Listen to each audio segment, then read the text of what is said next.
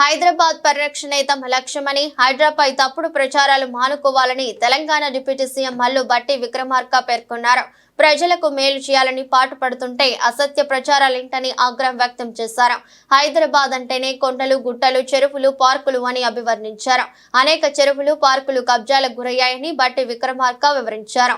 నగరంలో చిన్న వర్షానికే ఇళ్లలోకి నీళ్లు వస్తున్నాయని తెలిపారు. మూసీ ప్రక్షాళన సమాజ శ్రేయస్సు కోసమేనని, మూసీని మణిహారంలా మార్చాలన్నదే తమ ఉద్దేశమని అన్నారు. మెరుగైన హైదరాబాద్ నగరాన్ని భవిష్యత్ తరాలకు అందించాలన్నదే తమ అభిమతమని, ఇందులో ప్రజా అజెండా తప్ప వ్యక్తిగత అజెండా ఏమీ లేదని భట్టి విక్రమార్క స్పష్టం చేశారు.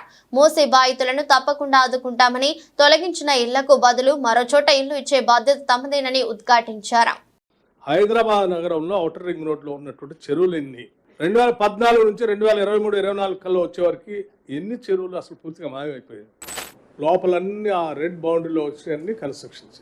హైదరాబాద్లో ఉన్న చెరువులన్నీ మొత్తం దీనికి సంబంధించిన సమాచారం మొత్తం కూడా దీంట్లో నిక్షిప్తం చేసి జాగ్రత్తగా ప్రొటెక్ట్ చేయడం కోసం ఆలోచన చేసి మీ ముందు పెట్టాం.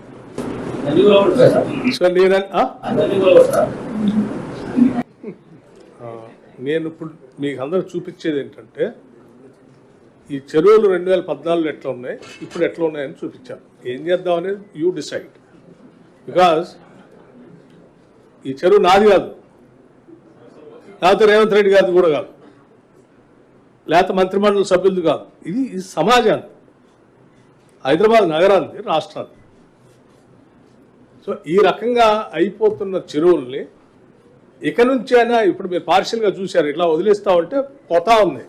ఇక నుంచైనా ఈ చెరువులు మీరు ఆపుకోకపోతే over a period of time తర్వాత హైదరాబాద్లో అసలు మీకు చెరువులు కలపడం.